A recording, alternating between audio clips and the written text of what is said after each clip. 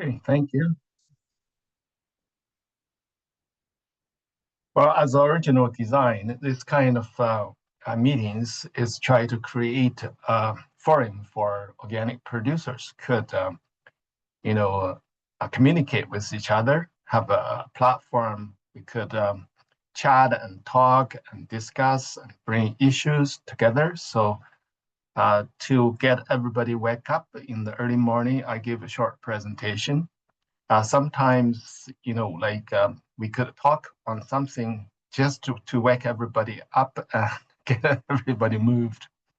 So today's it's the questions and answers or discussion topics could be unrelated to this presentation at all. Yeah. Anyway, today's topic is to introduce a special crop to your organic crop rotation.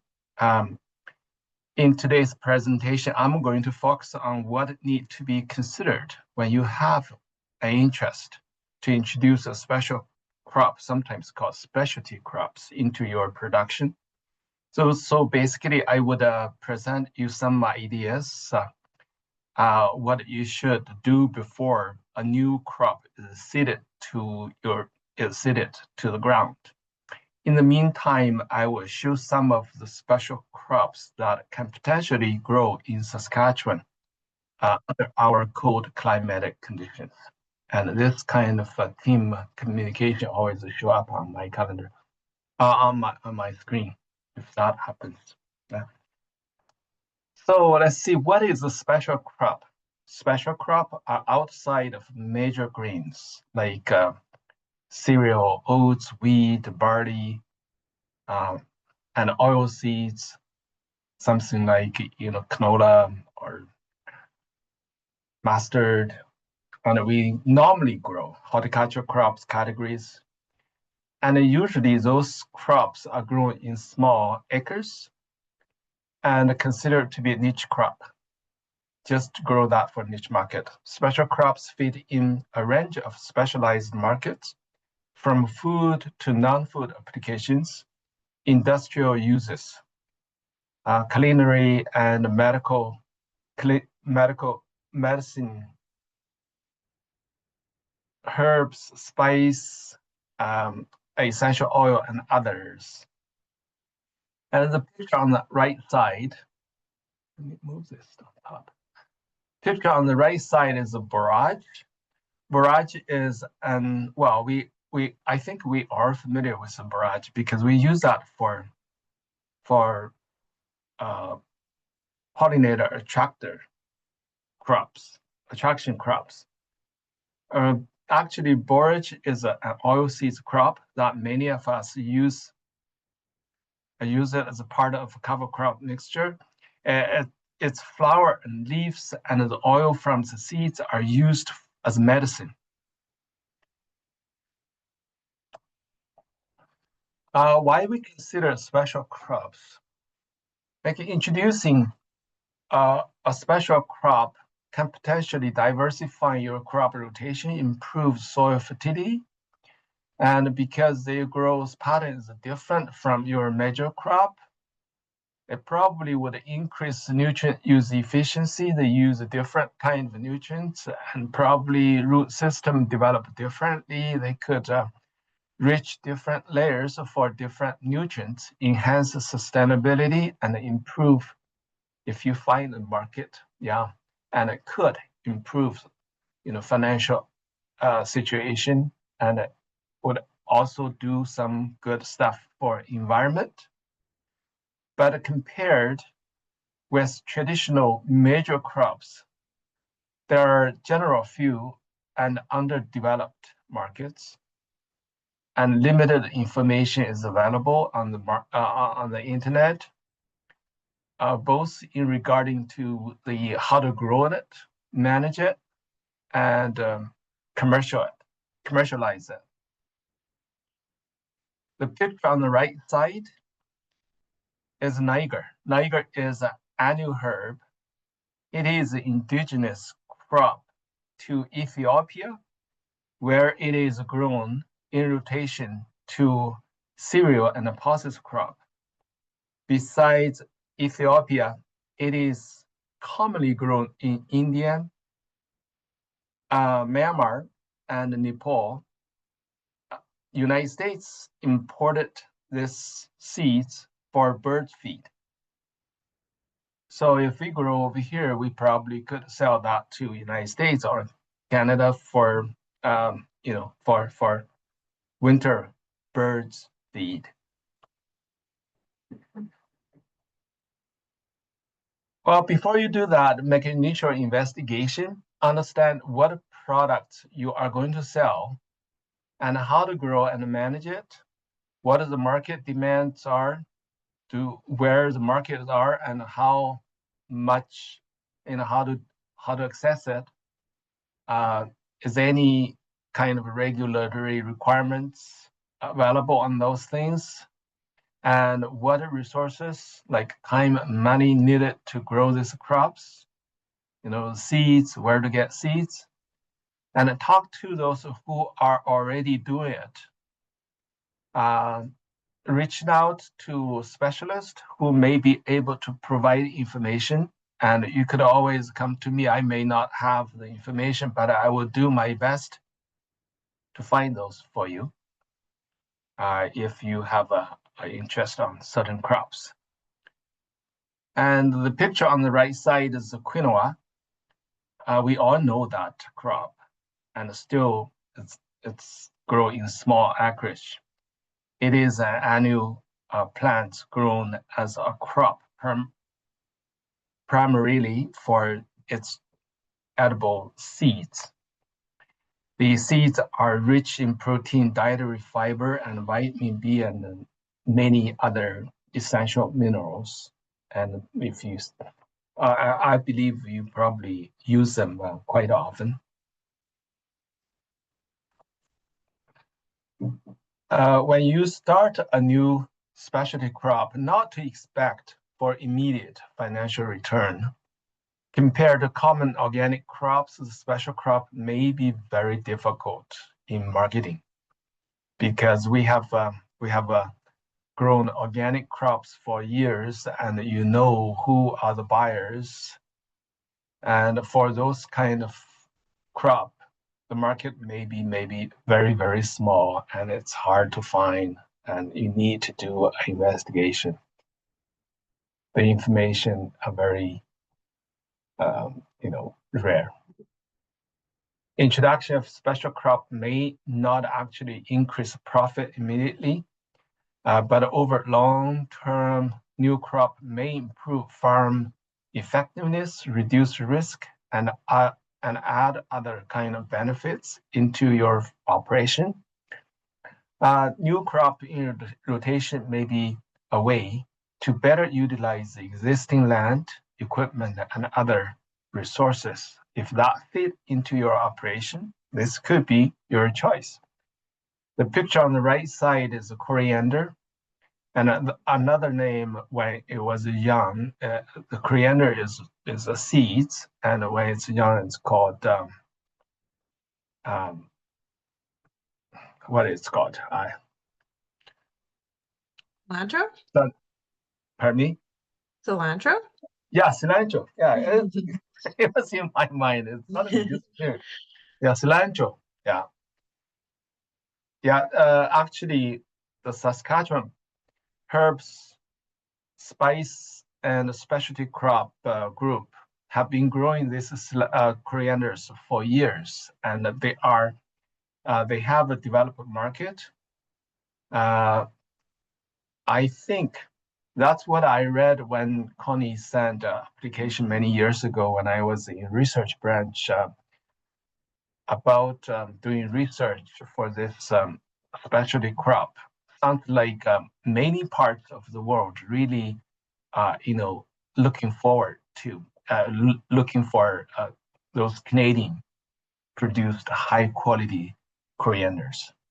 And if you could find buyers from those grocery stores, and you probably could sell the young plants, the cilantro, to them, and which another way of commercialize it. And if you do want to grow a special crop, start early and plan ahead. Get ready for all the regulatory and marketing component, including contracts set up if possible. And if there's any regulatory requirement need to be fit and get those kind of requirement approved before, not to put all those kind of stuff together and at last minute, and ensure that you have selected the right species and the type of a crop to meet your contracts and market obligations. Well, basically, you need to do some kind of market investigation, see what kind of crops people are looking for. And get the seeds or planting materials lined up before spring as a crop. Seeds of varieties you are looking for, you are planning to grow is available. And sometimes, if everything is ready, you don't get the seeds you want, you have to delay that for another year. The picture on the right is a hops. Hops, I see that in East, we have some organic hops grown in Quebec. And it looks like it's a very profitable crop because the beer industry really enjoy this kind of high quality crops we grow in Canada. Our climate is pretty great and not like some tropical areas or temperate areas. So the air was so polluted. Ours is so clean, and people like those kind of stuff we produce here. Yeah, hops are used primarily as bittering, flavoring, and stabilizing agent in beer making.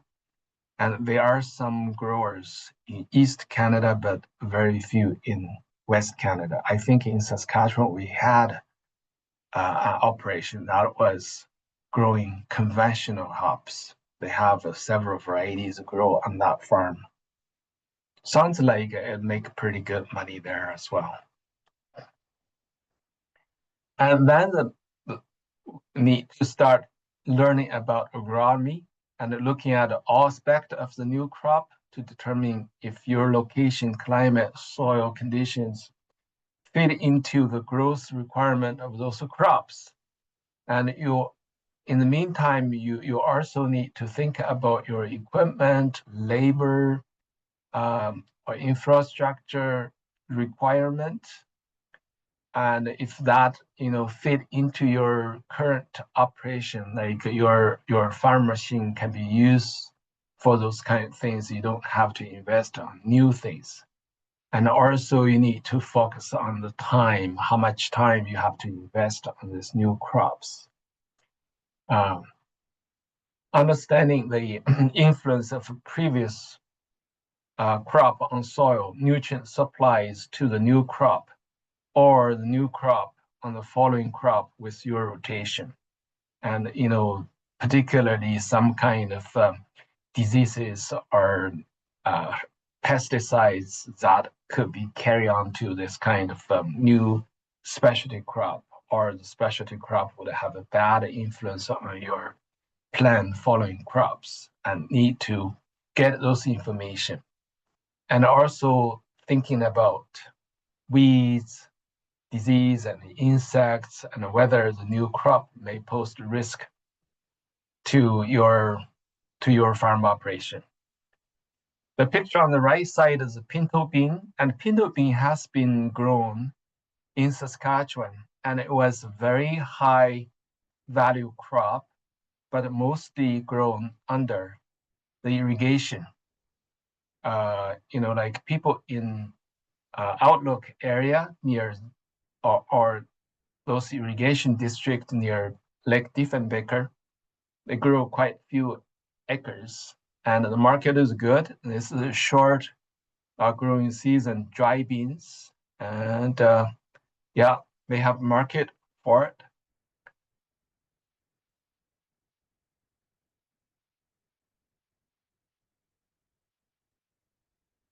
some people grow that in dry land, but if they have enough soil moisture, and then you could have a good crop as well. The biggest challenge, I would just want to list several for you to consider.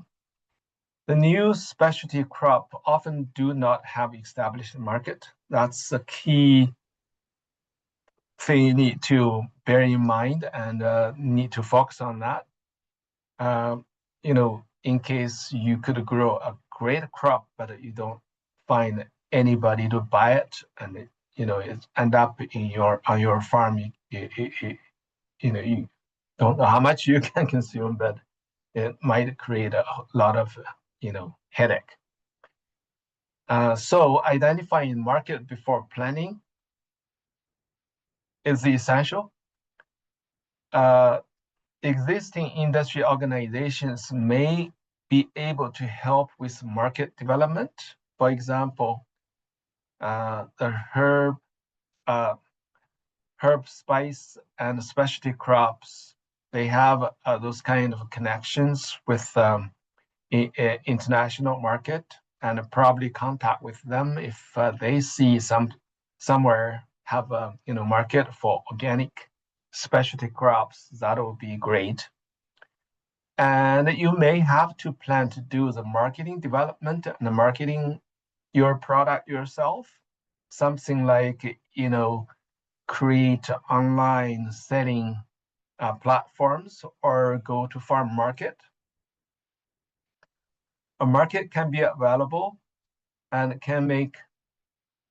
market can be variable. I mean, sometimes it's very widely from year to year, and it's very hard to make forecast because the demand is small, and overproduction or shortage can affect the price dramatically. The picture on the right side, everybody know this, is a garlic. And actually garlic has been a very successful crop in Yorkton area. And they have produced all kind of varieties of garlic, and particularly in last several years, the garlic price has been amazing. And now one clove would cost like $2 or $3 on the grocery stores. And normally, you could sell for like 15 to 25 pounds for organic garlic, and even conventionally grown would go up to $16 to $20 a pound these days. But large scale production would need irrigation, and it is a very labor intensive crop to grow. To summarize what I try to say today, do your research far ahead and make sure the information comes from credible sources and it's relevant and valid to your area and the crop in your mind. Talk to other growers, extension specialists, and buyers, processors to make sure you understand all aspects of the production to improve the chances of success and reduce risk. Doing things right will improve your ability to achieve high yield, quality, and financial return of your investment into new crop. The picture on the right side is a fenugreek, which was tested by Bill May, who is a research scientist from AFC at the Indian Head. And he has been trying this kind of crop for quite a few years, and they grow pretty well in Saskatchewan. And I saw that, like the market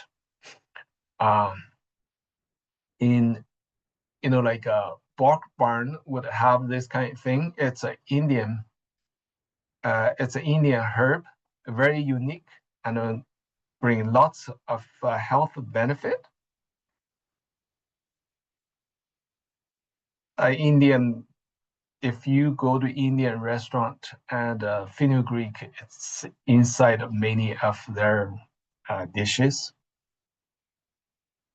And people also take them as a supplement. Fenugreek is a nitrogen fixing crop as well. Yeah, that's what I'm trying to say today. It's not really a whole lot of agronomy, but just some kind of advice or reminder. Yeah, that's it.